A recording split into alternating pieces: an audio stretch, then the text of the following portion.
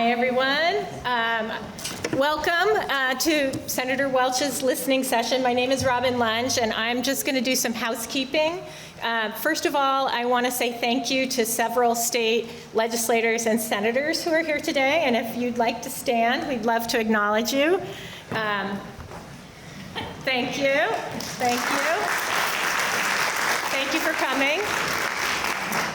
We also have CEOs from several hospitals, and I know you're very busy people, so I really appreciate you coming as well. And yes, we'll acknowledge you as well. And we have the chair of the Green Mountain Care Board here as well. Welcome, Owen. So just the practicalities, if you need to use the restroom, there are both men's and women's rooms out this door over here. There's also a water fountain and a water bottle filler if you need some water. We have two exits, one there, and let's hope there's no emergencies, but in case of emergency, exit either side. And with that, I'm actually going to ask Michael Costa to come up and do an intro and introduce the senator. So thank you, Michael.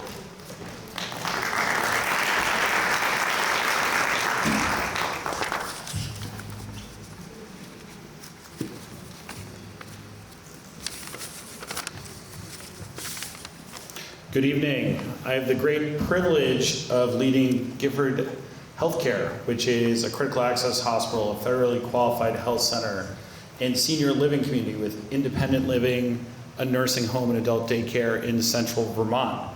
It's an enormous privilege to try to help Vermonters live their best and healthiest lives. And tonight we're here to talk about healthcare, particularly after the reconciliation bill that passed that's known as the One Big Beautiful Bill Act. We enter that conversation knowing that Vermont's healthcare system is fragile. In fiscal year 2023, 10 out of 14 of Vermont's hospitals had a negative operating margin. In 2024, 6 out of 14 hospitals had a negative margin, and 5 more saw their financial condition deteriorate. In fiscal year 25, we know that many hospitals continue to struggle.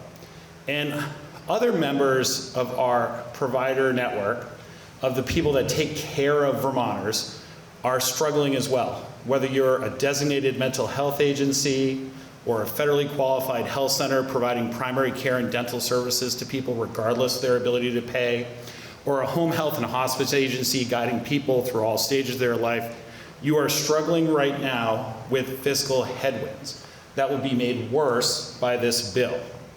And then, of course, we have our own homegrown insurer, Blue Cross Blue Shield of Vermont, which has posted significant losses over the last few years, and there's been particular concern about its solvency over time. Now, the state of Vermont is working really hard. If you're the Agency of Human Services or the administration or the Green Mountain Care Board, you're trying your very best to make sure that this system can care for folks. And you're out there working together to try to see how we might transform Vermont's healthcare system and make it more sustainable. And that discussion includes how much infrastructure we need and where it ought to be. And that is a good thing that we're having those conversations, but it certainly could lead to the regionalization of some services, and people might stop doing some things and do other things, which could lead to wait times and longer distances for Vermonters. We know we need to make investments to make that work, whether it's a centralized dispatch system or emergency transportation, or other ways to get people to the right place, to the right care at the right time. Investments are sorely needed to make this work at a time where the federal government is taking money away. Primarily, they're taking money away through the One Big Beautiful Bill Act, which is not exactly what I would have named it, if anybody had asked my opinion. We know that that bill is bad for Vermont and bad for Vermonters. Officials estimate that approximately 45,000 Vermonters will lose health insurance coverage due to this federal bill over the next few years. 30,000 of those people will lose coverage because of additional paperwork required to be on Medicaid. And another 15,000 would lose coverage on the exchange.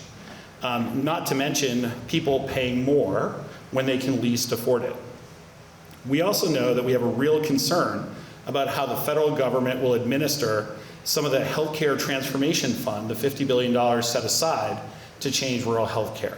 There's not a lot of faith and trust right now that that will get to the right place to make the right investments. And we know that whether you're a hospital or an FQHC, like there's a significant amount of money that might go away and hinder your ability to care for folks. One of the things I'm particularly concerned about is the ways in which we invest in each other and we invest in Vermonters. If we lose federal dollars, we'll be down to doing just the essential things we have to do. And that will take away things that are investments in people for the future. So to give you an example, we're trying really hard at Gifford, and I'm sure at every hospital in Vermont, to invest in Vermonters to become nurses, instead of having travelers coming in from all across the country to work here. If you reduce the amount of money in Vermont's healthcare system, it is really hard to make that investment and take good, hardworking folks from around Vermont and put them into really essential healthcare careers. Gifford, with a series of other hospitals and federally qualified health centers, is working on a primary care residency program. Because all the data tells us that if you grew up in a rural setting and you train in a rural setting, you end up practicing and living in a rural setting. And you buy a house there, and you're sending your kids to school there. But if this money goes away, you can't make that investment. So it's not just the direct things we pay for, it's all the creative ways that we could envision a system that can really take care of Vermont and Vermonters. Now, so how do you get through this? I'm not quite sure. And I think as a leader in 2025, you need to be okay sometimes saying, I don't know. But as I talk about a lot with my board of directors and my physicians and my community, when there's uncertainty around, pray but move your feet. Get moving and work together. And fortunately, Vermont is really good at working together. Whether it's when somebody has a personal tragedy, or floods come through Montpelier, or a tropical storm goes across, Irene goes across the state, Vermonters are at their best when they need to help each other. And personally, I view the One Big Beautiful Bill Act as just as dangerous as, say, Tropical Storm Irene. It's just slower moving, and it's going to be around for a long time. But we'll have to come together just like that to protect ourselves and each other. And when it comes to political leadership, we are very fortunate to have a tremendous congressional delegation, which is why I'm so delighted to introduce our United States Senator Peter Welch. He's been concerned about Vermonters' health care for his entire career as a state senator, as president of the Senate, as our US Congressperson, and now as our US Senator. He's championed prescription drug issues, including negotiations with Medicare to reduce costs for seniors, and is currently active in opposing this bill by voting against it and supporting its repeal. And he's also introduced legislation to repeal increased costs for lower income Vermonters. Mostly, in my opinion, what you want out of your elected officials are people guided with good heads and good hearts, and we couldn't be any more fortunate to have Senator Peter Welch.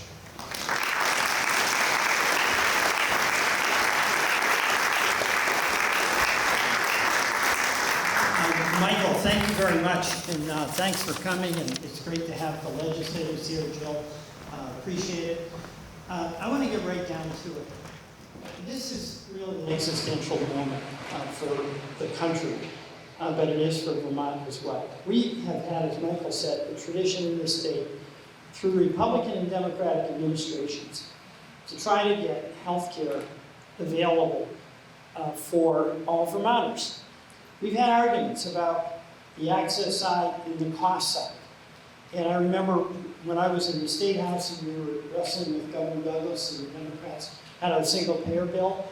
At the end of the day, we actually came up with a tremendous bill where there was an acknowledgement by the Democrats that cost mattered, and there was an acknowledgement by the governor that access mattered, and they both went together. And we're getting to a place where healthcare is so expensive, you know, the affordability crisis that we talk about, it's really hammering us in healthcare. And there's a lot of systemic issues that we have to talk about to try to make that better. You know, during COVID, I'm just thinking about how much we had to spend to get traveling nurses. And a lot of the reason for that expense was because Wall Street bought up all of the agencies and then boosted the rates that they were charging. And there's a lot of things in the healthcare system where there's no actually price control or price pressure or competition. And it's making all of our providers deal with an incredible management issue. But there's also the opportunity I've always seen us having here in Vermont is we've got a nonprofit healthcare system, and we've got a sense of collaboration, Michael, that you mentioned. We've had a bipartisan commitment to try to make things better. And we've had a lot of intense arguments about what the best way is to do it. But the fact is we're trying to go in the same direction to have affordable health care. Now, I've always regarded my job, whether it was when I was in the State House or when I now serve in the US Senate, as a legislator, to have policies that make it easier for the people who have to do the real work back home, make it easier, not harder. Those days are over. What has happened in Washington with this legislation is an absolute disgrace. It's an absolute, you didn't get into what the $1 trillion taken out of Medicaid, right? 45,000 Vermonters will lose it. Then, the Affordable Care Act subsidies are on the block now. And let me just read you a few real-world changes that will happen if some of my colleagues get their way about getting rid of that. A family that makes $82,000, they now pay $6,970 for their health care. That's expensive. It'll be $30,000, $648, right? Can't afford it. Family with $126,000 income. That sounds high. It's higher than most Vermonters make, but you got a couple of kids, you want to send them to college, you're trying to save a little bit. You know, you're not rich, you're maybe able to pay your bills. They're paying $10,700. It'll be $43,000, okay? So what happens, and this is why I'm so glad to see so many of our healthcare folks here. What it means is that those folks are not going to be able to renew. You can't go from 10,000 to 43. Medicaid folks who lose their health care, and that's been postponed because the reality politically was if it went into effect right away, there was an apprehension on some of the folks who voted for it that they'd pay a price for it, which I hope they do. But what it means is that those folks who lose Medicaid have not been given a free pass on avoiding healthcare problems. You take away their health care doesn't mean you've immunized them from sickness. So they are going to show up at your hospital, UVM Medical Center. And our hospitals are going to do what they've always done. They're going to provide care, and they're going to try to figure out how to get through it. That can go on for a while, but not forever. Okay? So then you add to that the cost pressures to shift the cost onto the employer and employer-sponsored health care. And you know, employers in Vermont care a lot about their employees. And one of the things they want to be able to provide, if they can, is employer-sponsored health care. Those premiums go through the roof. So then there's the trade-off. It's not a sustainable situation, okay? It just isn't. And there's no fix to this. This thing's got to be repealed. That's number one. And number two, we've got to continue the affordable care, the Obamacare subsidy, so expensive health care is at least within reach of people. So that's the challenge we face. There's ongoing issues that I see, you know, the Green Mountain Board, our hospital executives, our legislators, you guys are dealing with them in the real world, trying to come up with ways to make it more affordable and more sustainable for Vermonters. But if we take away the access to health care through Medicaid, and we take away in Washington the subsidies for folks on Obamacare, you can't make up that hole. And I just want to acknowledge that. You know, that is not a solvable problem when the federal government sticks it to the state of Vermont and other states that way. It isn't. So a lot of what I've been trying to do is make concrete what the reality is to real-world people in real-world hospitals and providers. And you know, the heartbreak for me on this is that the pain that we're going to experience in our institutions, but for our families that are, you know, always on the edge about whether they can take care of their kids or loved one who gets sick. that is not a blue state problem. That is the United States problem. So I talked to my colleagues who voted for this bill and I asked them, what's the situation with your community hospitals? And they give me an answer that is the same answer, Michael, you would give if I asked about how fragile it is.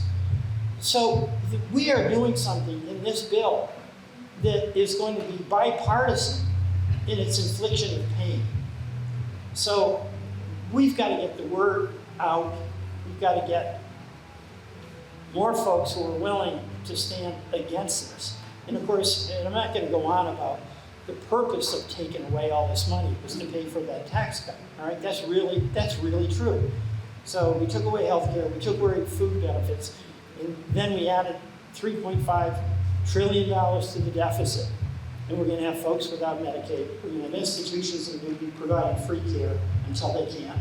And we're going to be totally undercutting what has been an absolute essential and vital responsibility at all levels of government to have a sustainable healthcare system that provides affordable and accessible care to all our citizens. So I don't mean to be a downer on that, but on the other hand, I want to be candid about how bad I see this, how unjust I see this, and how determined I am with you to do everything I can. And I'm so proud of Vermont and the tradition that we've had, really on a bipartisan basis, to try to achieve that goal of getting universal access to health care for all our citizens. We've got an uninsured rate of about 3% now, is that right? And that's unbelievable. But it's not sustainable with this. So I'll stop there, but I really appreciate all the efforts each and every person has made here. And I can say, and I know I speak for Bernie and I know I speak for Becca, we are going to do everything we can to repeal this horrible intrusion and money grab in Washington for Medicaid, and to try to sustain these subsidies that go for folks in the middle class who are trying to buy their own health care. Thank you. Robin? Yeah. All right, so.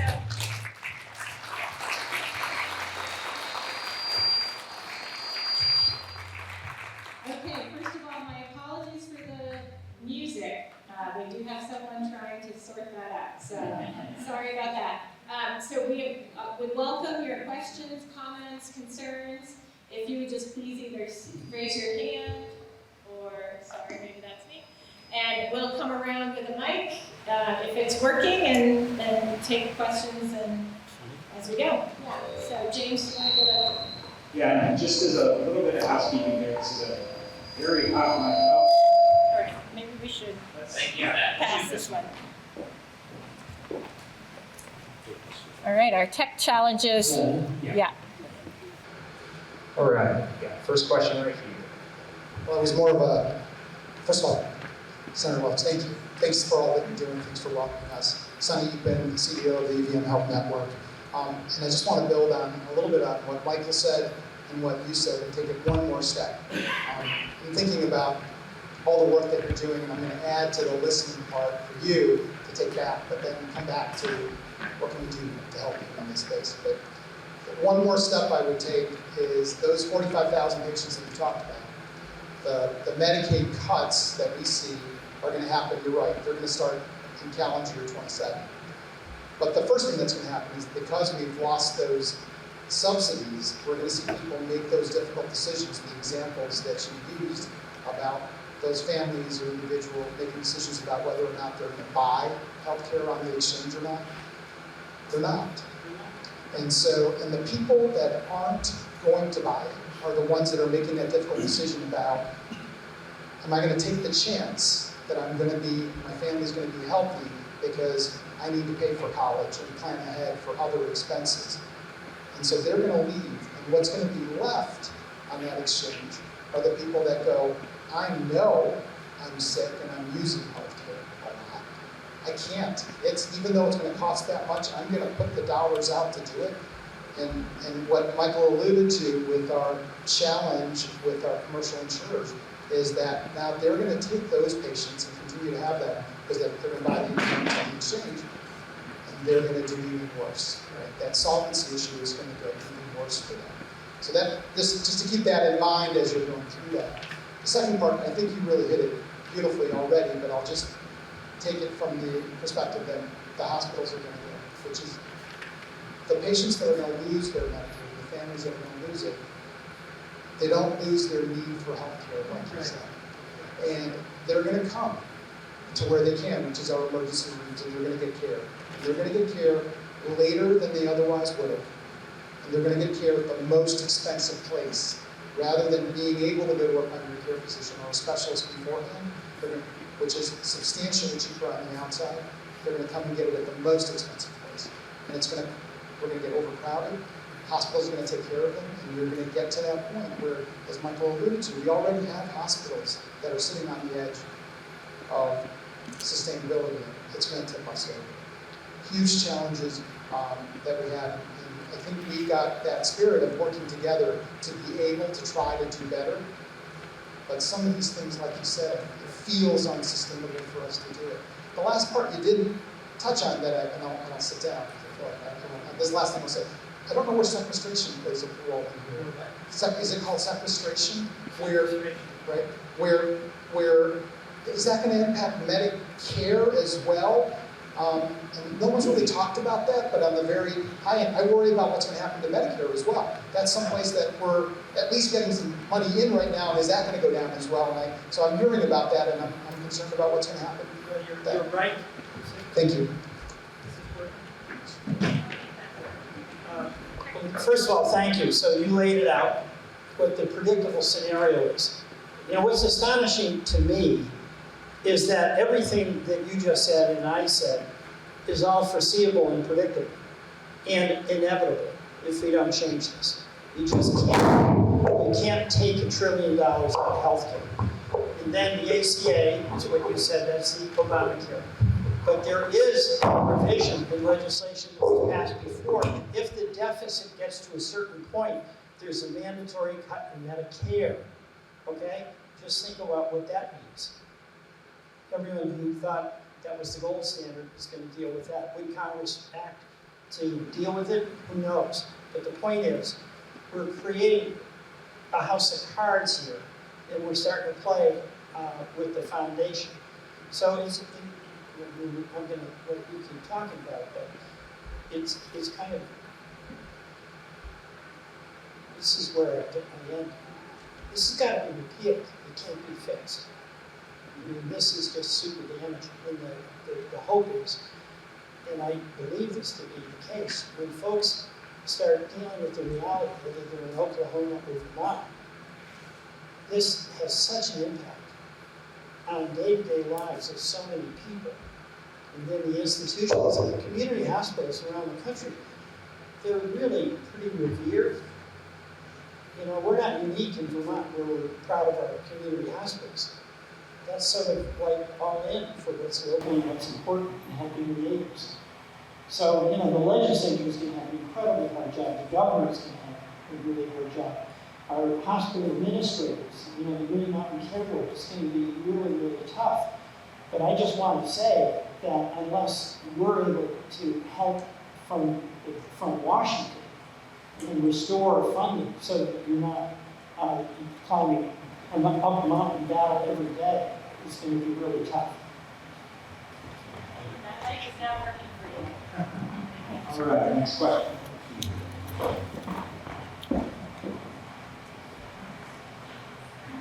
Hi, I'm Deb Richter. I'm a family physician and also addiction medicine specialist. So I see people every day who are suffering now under what is currently going on. So I agree all of the things you outlined. This seems to be a perfect time for a single-payer, publicly funded healthcare system for everyone. Medicare for all. And I say that because embedded in the costs that we all talk about are unnecessary administrative costs. We don't need middlemen. We need healthcare services. We have wonderful health professionals. We have wonderful hospitals. We need to find a way to pay for them and spread that cost across the whole population and make everybody have access. So my question is, would you consider, again, at the national level, it would be fabulous. I know politically this isn't all work. But we tried at the state level, and it doesn't mean that we can't succeed. And would you consider sponsoring a bill that would make it easy for states to pass a single-payer bill that would publicly fund health care for all? And similar to O'Connor's bill in the House, would you consider? Well, as you know, Deb, I do support single payer, okay? We need massive reform, and basically we're all in it together on healthcare. Every other nation, industrialized nation, has some version of a single payer. That actually in some cases include insurance as a component of it. But the basic proposition is that citizens need healthcare like citizens need education. So I'm supportive of that, okay? But let me just be candid and tell you something you already know. We've got 47 votes in the House, in the Senate. We don't have a majority in the House. And we've got a Trump administration who thinks the one big beautiful, what they call the one big beautiful bill, is something that will take healthcare away from 16 million people. That's not an auspicious moment for us to get the votes for the single payer, which is not to say it's not, we shouldn't be pushing, okay, as you have been forever. But that is the reality of the political moment we're in. And the other reality, the practical moment we are in, is what happens when those folks in Vermont who depend on Medicaid don't have them. What happens when those folks who show up to renew their health care under the Obamacare bill see that the bill's gone from 10,000 to 40,000. Okay, so that's like urgent. That's immediate. So that's my priority. But I do really respect the wisdom of continuing to fight for a single payer type system. Thank you.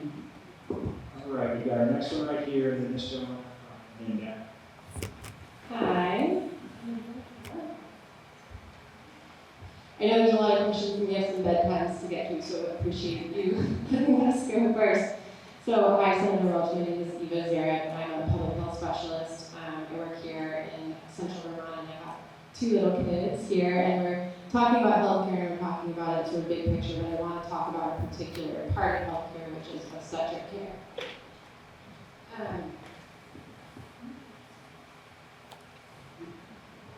So I don't ramble. We are seeing the closure of the Copley Birthing Center impending on November 1st. And I want to just talk for a moment about the state of rural obstetric care, not just in Vermont, but in the country. For families here, this is a huge loss of safety and trust. I delivered both of my children at Copley. Actually chose to drive an hour there because it's so excellent, such excellent healthcare. One big reason that hospitals close OB units is money. Medicaid finances over 40% of births nationally and about half of all rural births. Decreases in Medicaid spending could accelerate the closure. One second, please. Will accelerate the closure of obstetric service lines in rural hospitals, in addition to affecting the availability of services in rural hospitals. From 2010 to 2022, 238 rural hospitals closed their obstetric units in the country, and 26 opened new units. If Medicaid doesn't pay fairly for pregnancy care, if it doesn't exist at all, hospitals end up deciding between losing money or shutting down their birthing center, and that's often what happens, and it's not acceptable. Last month, ACOG published a study that found that more than 14 million births across the U.S. when counties lose their OB care, when they become deserts, maternal mortality goes up significantly. And this is what we'll see. Women who are giving birth in Morrisville are going to drive on Route 14 in the middle of winter with no cell service. They're going to give birth on the side of the road, or they're going to give birth in the emergency department. And the emergency department is going to end up being the place, it's going to be almost like an obstetric unit. Every American and every Vermonter deserves safe, affordable access to maternal health care. We need policies that protect rural families and ensure hospitals don't abandon essential services like birth. Thank you. Well, I want to thank you for that, very articulate, very alarming presentation that you run. And you can imagine how much more intense those resource allocation decisions are going to be if we lose across the country in Vermont our share $1 trillion worth of Medicaid funding. And exactly what you described, you know, it's the money there. There's hard decisions that have to be made about allocation. Because clearly, the obstetric care is incredibly important. It's basic. And that's my whole point about wanting to repeal this so-called One Big Beautiful Bill, because what you described will get worse and will apply to more critical primary care services. So thank you very much. All right, we have another question right here. Hello, Peter. My name's Greg Hubbard. I come from South Florida. I want to broaden the conversation a little bit and ask you to talk about ways that we can improve as citizens the entire political system by which we elect representatives so that they will do a better job, a majority of them, because we can have good policy, we just need, as you said, a majority. And we're in the mess we're in today because even though every one of our federal reps takes an oath to support the Constitution, and in the preamble it lays out their job in loose 6. And deep in it talks about promoting the general welfare of us all, on the economy, on health care, on making our political system fair, equitable, and inclusive. And we're in the mess we're in today, and it's led to the current administration because huge percentages, almost 100 million Americans, work a full work week, and they do not have a penny in their bank for emergencies. Half of that group, 40 to 45 million, simply work a full work week or work year and cannot make enough to even be in minimal, absolute minimal control of their life without being dependent on it. That doesn't put them in charge of their life. And so the average American watches, and all the data shows that on the 60 years since I started paying attention, I'm now 83, the United States is doing a poorer and poorer job of serving the broad needs for the general welfare of all of its citizens.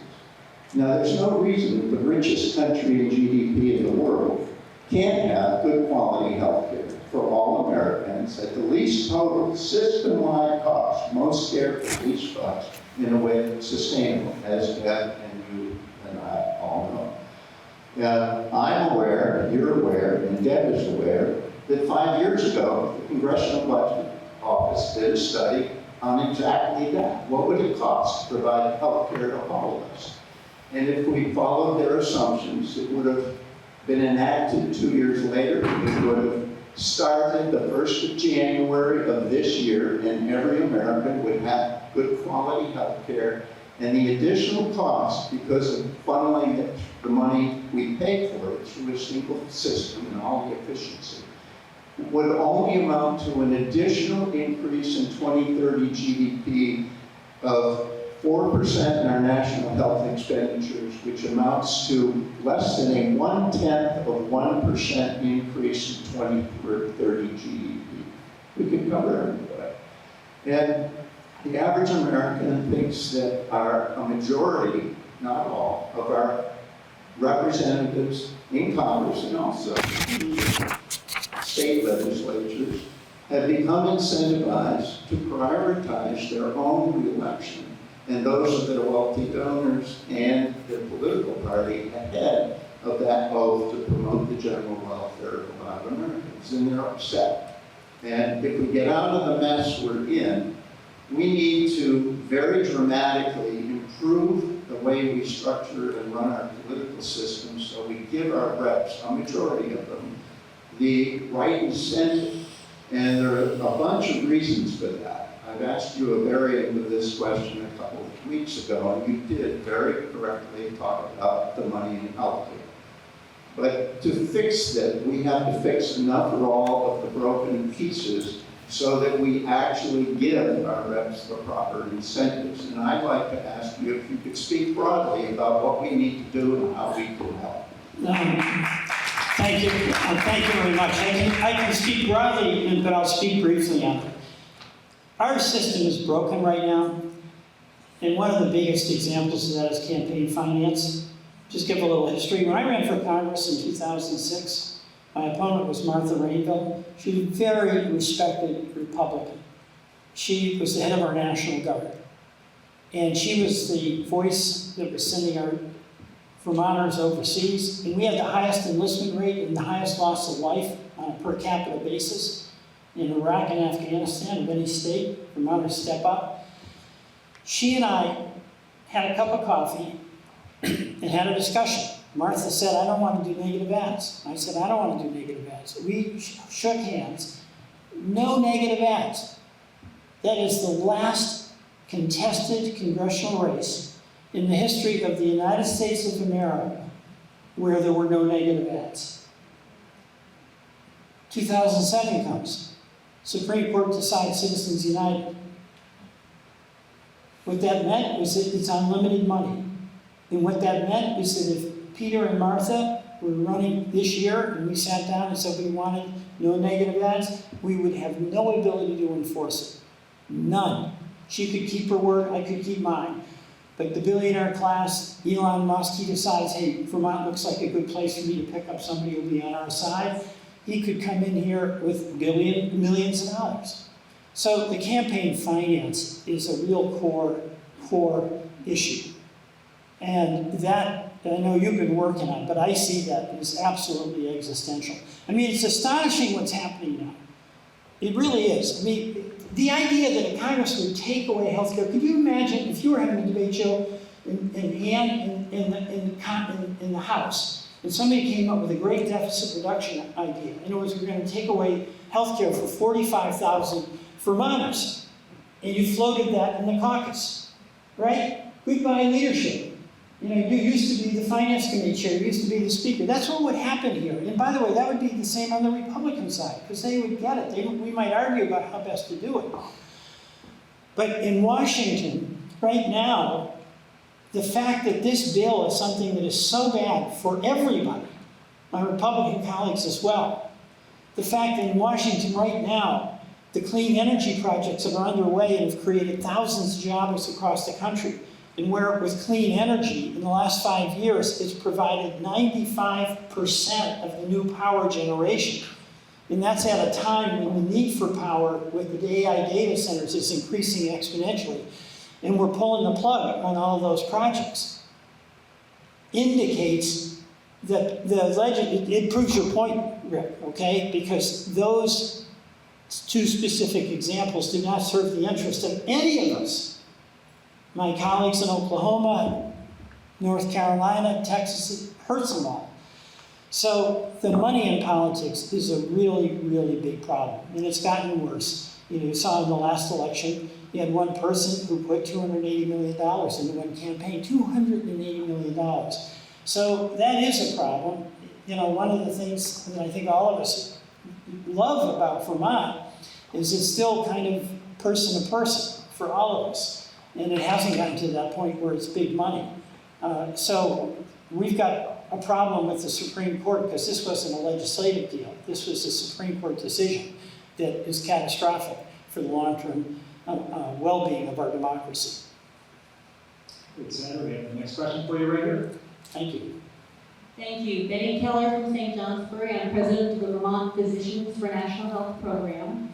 And I thank you for the support that you've given for the national bill. But I want to tack on to what Deb has said. So, first of all, regarding the national bill, we would really love to see you be a champion, not just a supporter, but a champion. We hear Bernie talking about it all the time and going out and talking to other states about it. We hear Becca Ballant being an outspoken supporter of it. And we don't actually hear a lot from you, and we would really like to hear you speaking out more to your colleagues and reaching out more to those who don't support it, both Democrats and Republicans. It's not just Republicans who don't support it, even though their constituents support it. So that's one thing. And then regarding the state-based universal health care bill, there is a Senate version of it as well. And that would make it easier for states like New York or California, other states that are bigger and didn't have as many concerns as we had, that could go ahead and do a pilot. But that ERISA issue is in the way. A state to decide to can what they're doing now and start a whole healthcare system without knowing what the courts are going to do, and look at the court we have right now, not a lot of promise to not have it go against you. So that would give a lot of safety for a state if there was a waiver they could write for it. And the other waivers are made much easier with this bill too. So I'm wondering, are you planning on supporting it? And if not, why not? And what would it take to get you to support it? And then could you be a champion for it? You know, I support it. I supported Vermont's effort to do a single payer. But you mentioned the things that were the practical impediments that Vermont ran up against.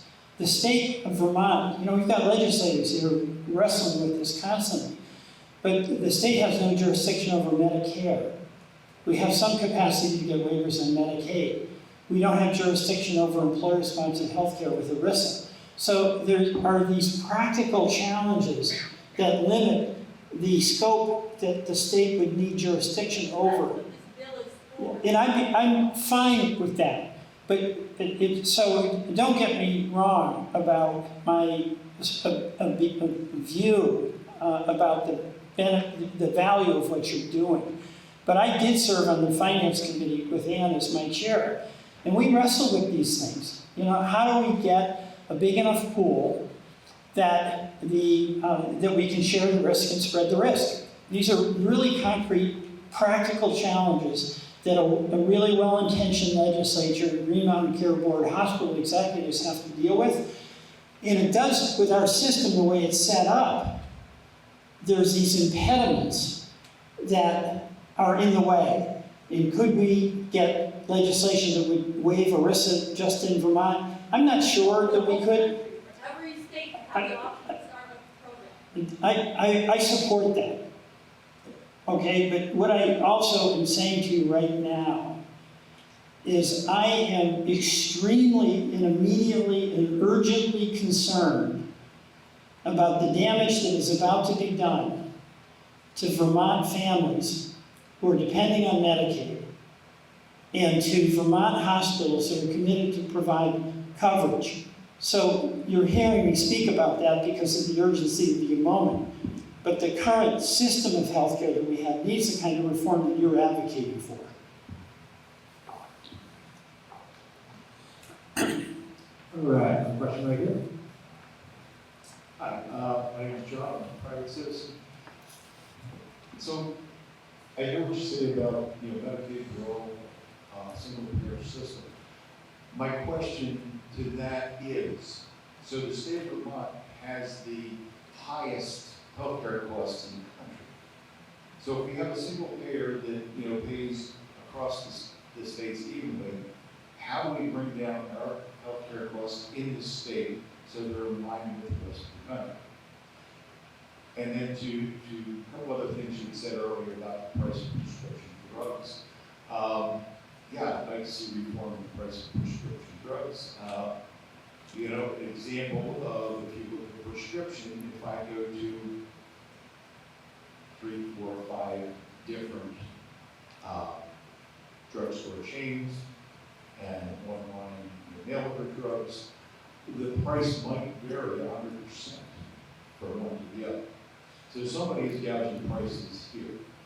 But the other thing too, when we're talking about the cost of healthcare in Vermont, we were talking about a family of $80,000 making $80,000 from $10,000 to $30,000 a year.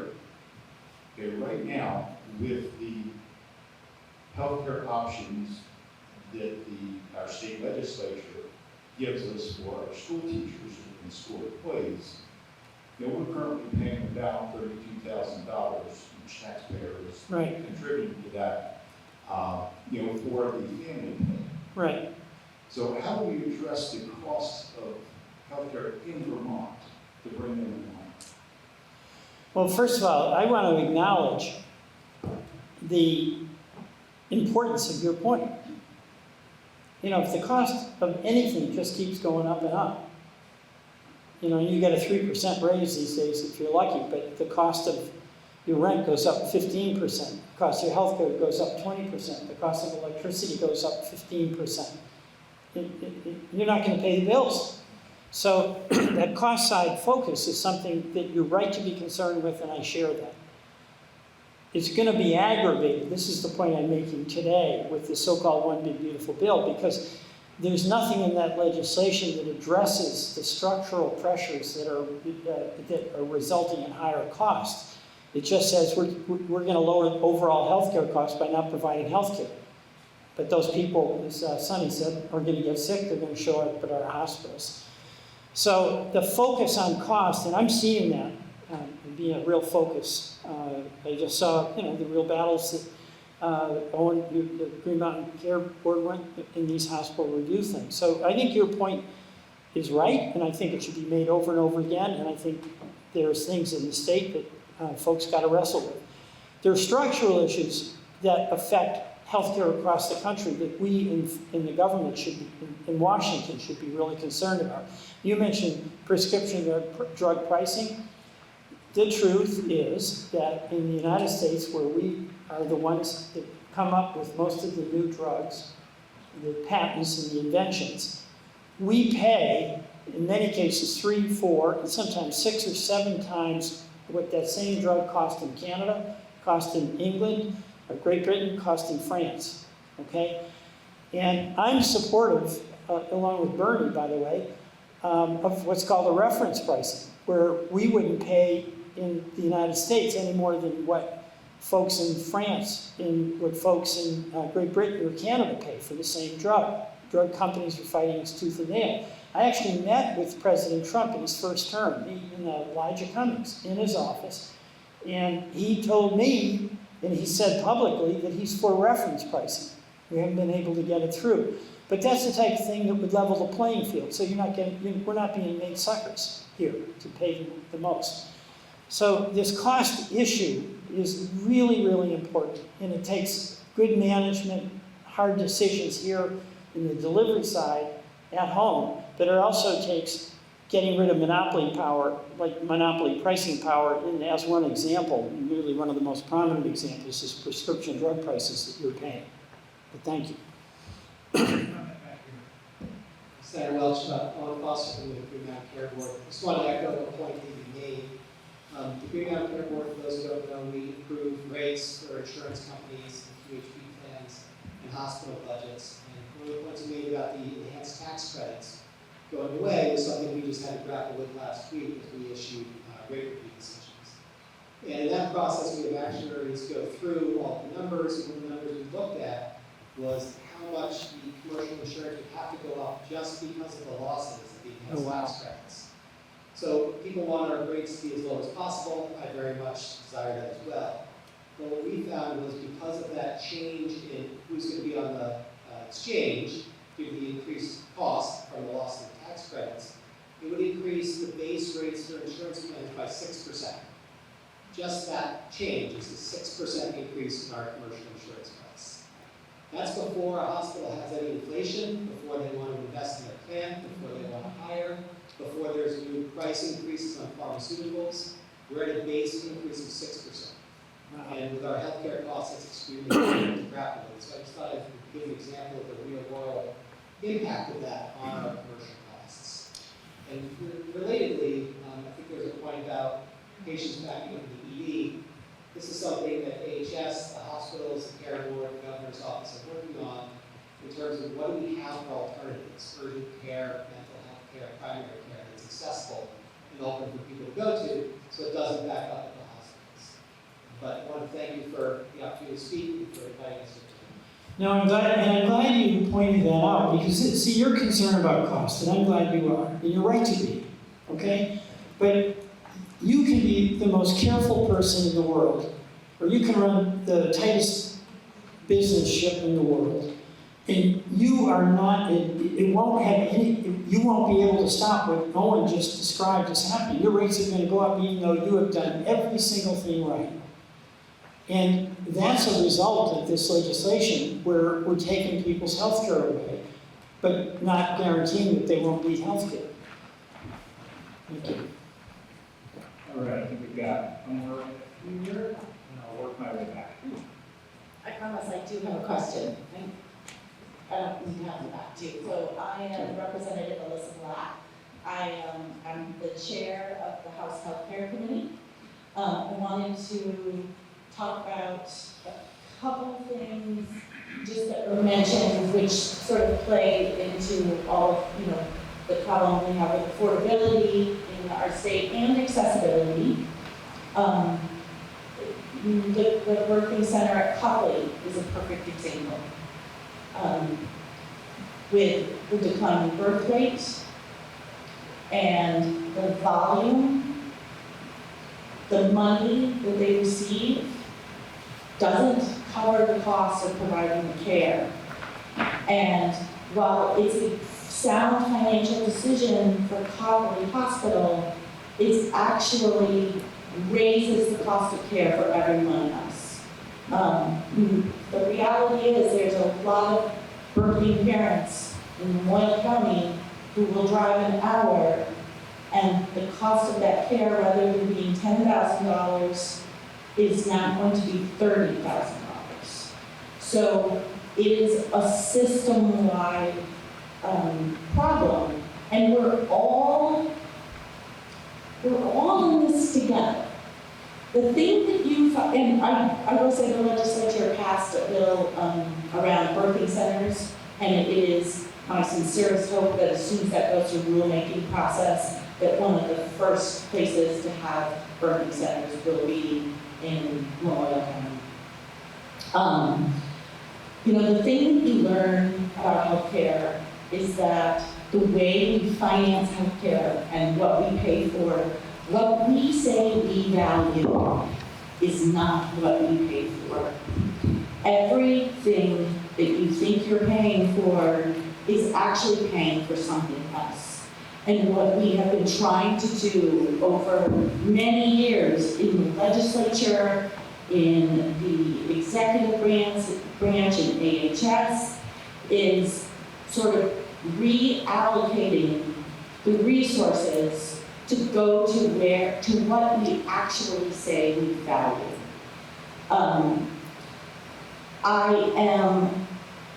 I've been deeply enmeshed in what's happening with I cannot call it the one big beautiful bill, whatever you want to call it. It's nothing beautiful about it. But the thing that strikes me about it is that it has devastating consequences, and that there aren't actually direct cuts. It is, everything in that bill is intended to make it difficult for people to access health care. So I'm thinking in what we in the legislature and how we're going to work with the administration and our hospitals and our entire system of care. What can we Vermonters do if we work together to exploit the fact that this bill isn't making direct cuts? It's just making it harder to access. What do we do as a state by working together to ensure that we're maximizing every bit of access that we have so we can continue to cover the people who need coverage, and we can continue to provide the services that Vermonters need and deserve for a price they can afford. And I'm leaving out the advanced premium tax credit because that's the thing that keeps me up at night. I recognize that that is going to have devastating consequences. And for the record, I am a Vermonter who will not have health insurance next year. Wow. I am on the exchange, and I know how much that plan is going to be. And for the first time in my entire life, I will not have health coverage. I can't make it work. That's terrible. And let me just try to respond. In Vermont, as I mentioned, we've had a tradition of doing everything we can to maximize access to healthcare. And we've stretched our own budgets in order to do that. But we've been ingenious. And again, I give credit to both parties in this in Vermont to try to take advantage of every opportunity Medicaid will give us to provide healthcare for folks. That's going to continue. So that effort to mitigate the harm, I'm confident there's a deep tradition here to try to turn over every rock to see if there's a way we can get 2 or 3 or 4 more Vermonters covered. But there's a stark, harsh reality. $1 trillion. The ACA premiums, if they go up. And that's not a fair ask of our states. That's just a kiss-off to our states. And that's why I say there's no reforming this thing. We've got to repeal it. You know, a lot of times I'll think, wait a minute, I don't like this legislation, but if we do X, Y, or Z, it'll be okay. We'll get through it. That's not the case with this. This is a real threat to our healthcare system and the well-being of our hospitals and providers. But I know you'll do every single thing you can to mitigate as much as you can. Hi, my name is Casey. Thank you for being here, Senator. I don't think anyone disagrees with your forecast of the impending crisis that is ahead of us. But what I'd like to know is, what are the strategies that are realistic that the Congress can put into place? And I'm talking about the whole big, ugly bill, not just healthcare, but all things that are related to this. So what are you guys going to do? Well, there's, again, we're being in the real world, okay? At the moment, we have 47 votes in the Senate, and we don't have enough to overcome. We're united in our opposition to this legislation. And we got a couple of Republicans to go with us, and then J.D. Vance broke the tie. So a lot of my efforts, I'm in the Senate, okay? So that means I can talk to Lisa Murkowski, I can talk to Susan Collins, I can talk to Tom Tillis, I can talk to, like, Josh Hawley, who made a big boast about protecting Medicaid, and then he didn't, okay? So my job in Bernie, we're there, but we've got to do the best we can to try to get a couple more of these Republicans to join us in protecting Medicaid. So that's one thing. I mean, secondly, this is going to be on the ballot in a way. You know, people are freaked out about this. And the more people that know about this bill, they're freaked out even more. So the citizens are going to be weighing in about their verdict on this legislation. And, you know, from those of us who believe that this is a terrible bill and want to repeal it, we need a few more allies in the House and the Senate. And then the other thing that I'm trying to do, and all of us are, is to get the facts out. I mean, I want to go back to this, because I really mean it. There are a lot of hardworking, really wonderful, caring people who voted for Trump. I'm not going to put him in that category. But there's a lot of people who are struggling. And they don't see government as doing much for them. And they put a bet on him, okay? Those folks are going to get hurt by this. They're going to get hurt by it, because people they love are going to lose health care. A hospital where one of their kids might work, may lose their job. So getting the information out, I think, has to be a major part of my job, so that people can then, when they get a chance to vote, take that into account. So thank you. Hi, my name is Mary Kobos. I'm a nurse midwife, and I actually work at the hospital in Kentucky, but it's closing, so I'm losing my job.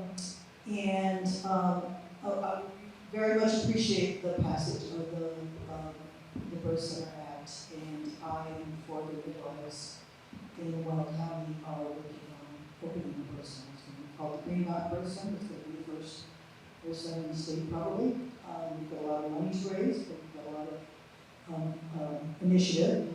And it's a great model of care to have an outpatient birthing center, a freestanding birth center, so we can think about obstetric care. I don't want to get into too much, but it's a great model of care to have low-risk people cared for by midwives at an out-of-hospital center. Most people don't need the resources of a hospital.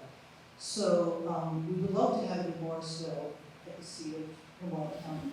But it's not safe to really have a birthing center an hour away from a hospital.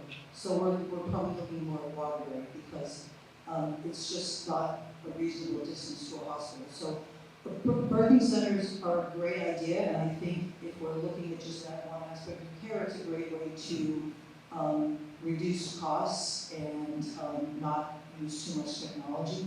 But you still have to have the ability to do a C-section. You're still going to have a lot of high-risk people who are going to risk out of going to a birth center. People who risk out of home birth are people who risk out of birth center. So it's a pretty low-risk population. And the outcomes are outstanding. There's great evidence on that. So I'm glad we're moving forward with that, but it's not a replacement for having hospitals where a lot of people are going to need care. And if you had a national health service and you were making a plan, you would have birthing centers and you would support home birth. And then you would have regional centers where people go where they can get inductions and C-sections and twins and all that. And then you would have higher risk centers like BBM with maternity lives where people can go. And that's what they do like in the UK. They plan that. And that's how they take care of their people with a lot less money per capita, but way better outcomes. And I guess just CMS sets the rates on what things cost. And this is not unique to Copley or unique to Vermont. Across this country, obstetric care does not pay the rates, even in private insurance, does not pay for the cost of care. And that's why hospitals around the country are closing their obstetric units, not because they don't care about people, but because it's not reimbursed at a rate because, I don't know why, like at Copley, knee replacement gets reimbursed way much better. So CMS looks at procedures, and the more you do, the more high-tech it is, the more it gets reimbursed. So what's left behind is primary care, pediatrics, perinatal care. That's the primary care that keeps people healthy and keeps people safe, and it is not valued in our system, and that's a fundamental problem. Thank you.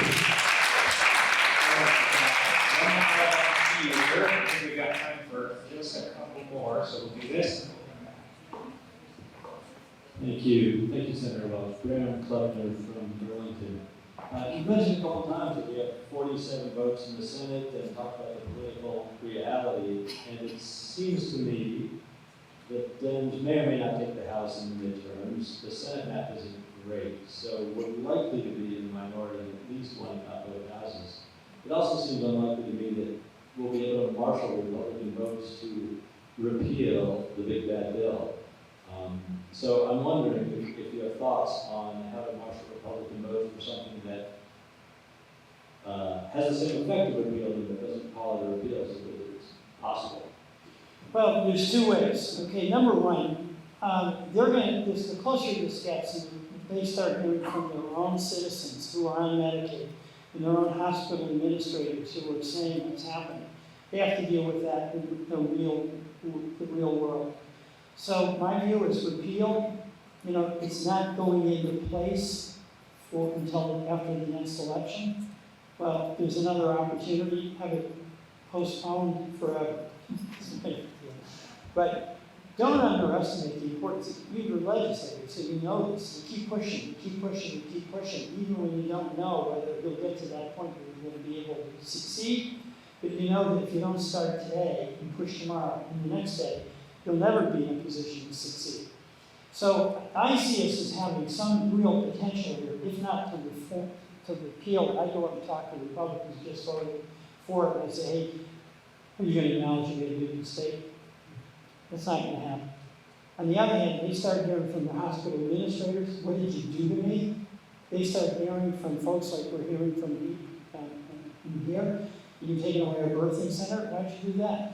They're hearing from folks that have a disabled child. Medicaid is the lifeline for those kids and those parents. And they say to my colleagues, seriously, is that what was in that? You're for that? That affects them okay? And at a certain point, those members have to decide whether they're going to stand up against Trump and for the people they represent, or keep, capitulating to Trump. So I don't regard this fight as over. It's not going to be me persuading all these people to say, oh, whoops, I made a mistake. But over time, as the implications start getting made very clear to those legislators that they have some political jeopardy, I think we have a chance, and maybe a good chance to prevail. So this gentleman right here is first. My name is Marlon Manella. I'm a member of the Vermont Medical Society and Physicians for National Health Program. I thought I'd speak for myself. I want to thank you for not being afraid to hold the town hall.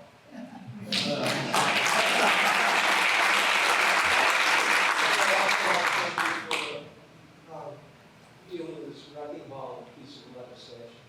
It's pathetic. I mean, it's pathetic that people who are representing real life experiences think about supporting. However, first of all, I want to say that you are more powerful than you've been making out. Yeah, you're not going to be part of the majority in this Congress. You're probably not the next one either. But just by being a senator, you have a lot of power, and you don't have much to lose by using it. And the power is education. Right. Trump has done a tremendous amount to educate people to be bullies, to pay immigrants, whatever. And I think I'd like to see you be more vocal as well. I agree with what Betty said about that. Really stand up to support single-payer reform. Why are people waiting to age 65 to be part of Medicare? Why are they waiting? It only has to do with profit. It was always the reason right from the start. And speaking of Medicare, I want to tell you that this $100 billion a year, adding up to $1 trillion over time, that is just about the best estimate we have for the amount of overpayments going to Medicare Advantage plans. Right. Almost identical.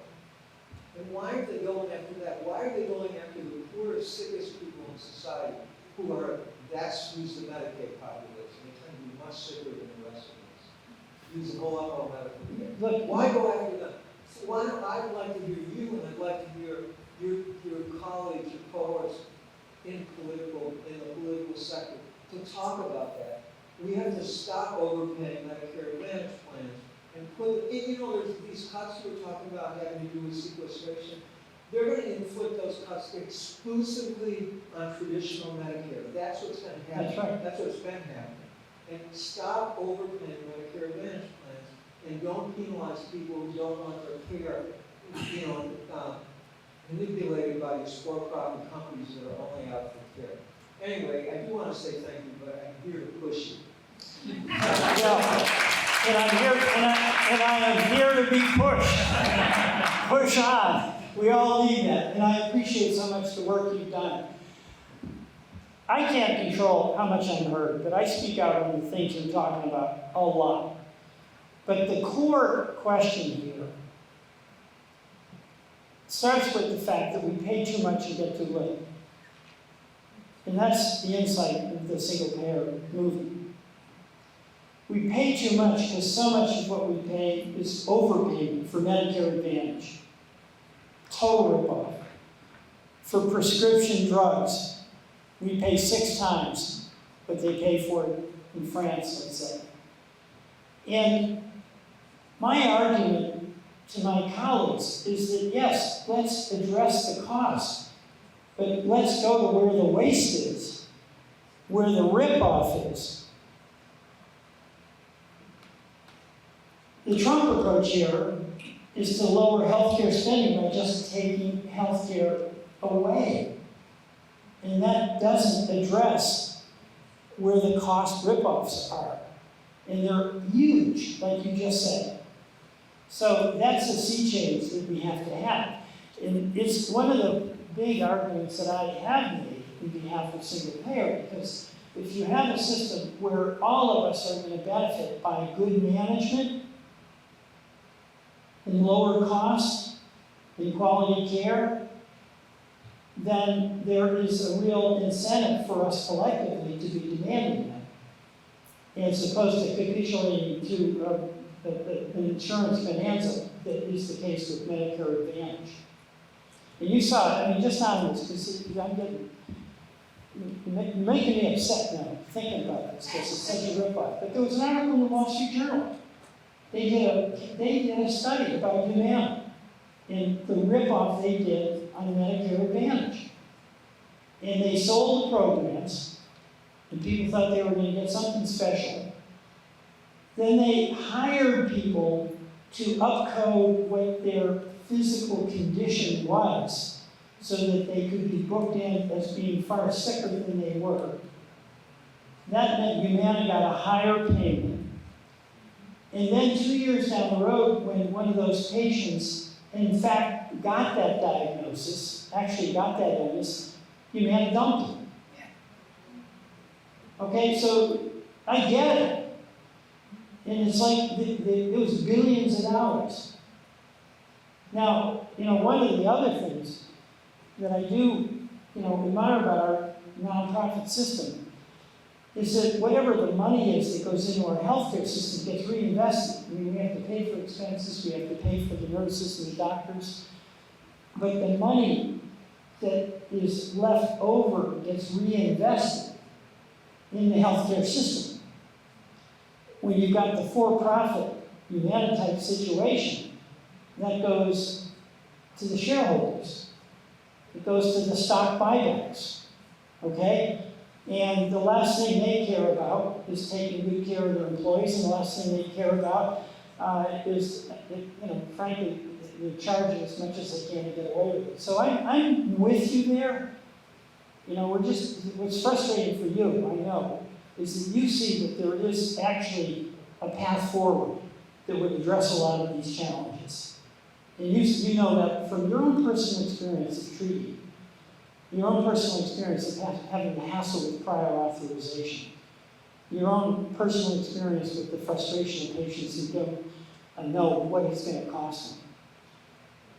So that's why I so respect your advocacy and what you do.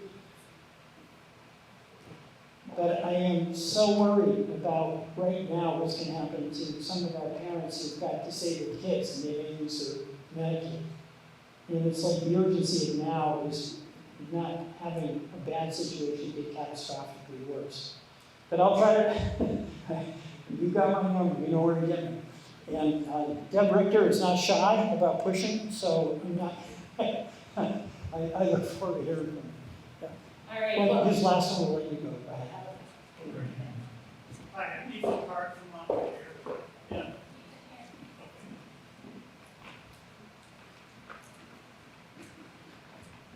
Thank you for squeezing me in. It seems like one of the issues of the night has been this maternal health issue, and I want to follow up on a couple of the other comments that have been made. According to the Commonwealth Fund, in 2023, when maternal mortality was going down throughout the world, the U.S. was among only 7 countries where the maternal mortality was going up. And I think that's totally shameful. Our maternal mortality rate now is triple that of Sweden, Japan, the Netherlands, Germany, United Kingdom, and France. And of course, all those countries have single-payer universal health care, and we don't. But can you imagine what our maternal mortality rate is going to do with these Trump cuts? Right. It's going to be unbelievable. And I have basically given up on Congress enacting Medicare for all because of Citizens United and so forth. And I've just about given up on our Vermont legislature also. We have been trying to just get a public hearing on health care, and the legislature has been totally unresponsive. So I have a very tangible idea, and that is, could you think about sponsoring a bill that would provide publicly funded universal maternal health care, prenatal childbirth, postnatal, publicly financed, and you could set the rates so that the primary care and the midwife practices wouldn't have to go out of business. I think that would be an issue that even Republicans would have a hard time saying no to, because there's nothing more basic and fundamental than healthy mothers.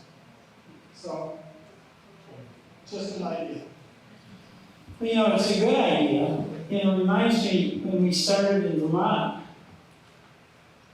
and trying to expand healthcare access. It was Dr. Dinosaur, and it was the proposition that all our kids should have access to healthcare. And we started incrementally, okay? And there was support for that. Yeah, our kids ought to have healthcare. And it was relatively affordable, because kids, you know, they get sick, but they don't have the chronic diseases that later on become so much more expensive. And I would think there'd be a lot of support for your idea for similar reasons. So I'd be supportive of that if we could get it.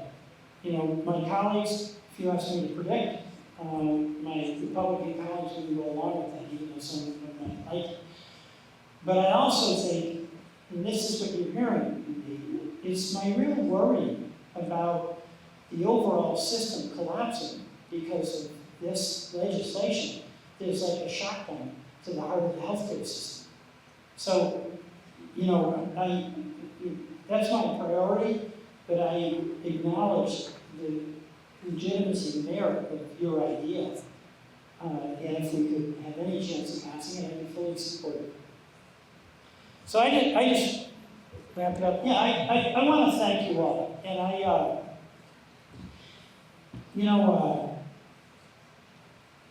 despite the fact that I'm here talking candidly with you, and I don't think you expect anything other than candor about what's going on. You know, I want to just say I'm so grateful to Vermonters to let me have this job and to try to do it the best I can. And a lot of people ask me, Peter, how do you do it? Because it is a pretty tough place to be. The reality is, my question is, how do you do it? Because you've got to deliver right here to folks who come in the hospital door, from constituents who talk to you and say, what am I going to do about my Obamacare premium shooting up? You have to deal with trying to find ways to mitigate the harm that's being done. So the way I think all of us do it as Vermonters is we face the day. We want to know what the problem is, what the challenge is, but we want to face it. And that's what we have to keep doing. We're going to get through this. I don't know quite how yet, all right? But I do know the only way we will get through is by hanging in there and by, going back to what Michael said, recognizing that cooperation is a lot better than constant conflict for no reason, okay? So work to be done for all of us. But I want to express my gratitude to you for doing the work that you do. My job is to try to make the work you do easier to do. And that is tough given what Washington has done with this bill. But let's hang in there and let's stand up for Vermont. Thank you all very, very much.